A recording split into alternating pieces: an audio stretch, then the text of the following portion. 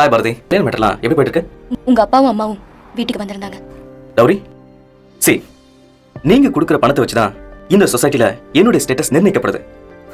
It's a culture. உங்களோட monthly salary எவ்வளவுன்னு தெரிஞ்சுக்கலாமா? Monthly I'm getting 8,000 rupees.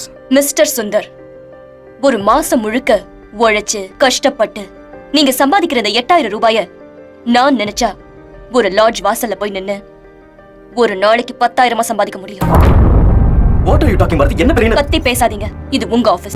எங்க வீட்ல கிடைக்காத என்னத்தை நீங்க எனக்கு புதுசா கொடுக்க போறீங்க? எங்க வீட்ல சாப்பிட்ட மாதிரி உங்க வீட்லயும். எங்க வீட்ல பாத்திரம் கழுவுனதை விட அதிகமா அங்க எல்லாமே புதுசா ஒண்ணுனா ராத்திரி 8 மணி நேரம் பெட்ரூம்ல. ஓகே, அது கூட கிவ் அண்ட் டேக் பாலிசி தானே சுந்தர்? நீங்க எனக்கு கொடுக்குறீங்க, நானும் தானே என்கிட்ட எடுத்துக்கிறீங்கல்ல, அதுக்கு நான் காசு கொடுக்கணுமா? சோ லைஃப் லாங் உங்க கூட படிக்க ப்ரீவியஸா டெபாசிட் கேக்குறீங்க. This is just like prostitution, you know. I'm sorry Sundar, எனக்கு தேவையா தன பண்ண பிடிக்கல. அதை சொல்லிட்டு போலாம் தான் வந்தேன். At any cost இன்னொரு வீட்டுக்கு பொண்ணு பார்க்க போகும்போது காசு கேட்காதீங்க. சின்ன வயசுல எனக்கு ஜட்டி போட்டு விட்டு பவுடர் பூசி தலைவாரி ஸ்கூலுக்கு அனுப்பி வச்சு டாட்டா காட்டவதான் என் தாய். அவகிட்ட கூட நான் வயசுக்கு வந்ததுக்கு அப்புறம் என்ன நிர்வாணமா காமிச்சதில்லை. கூச்சம், வெக்கம், உங்களை யாருன்னே எனக்கு தெரியாது.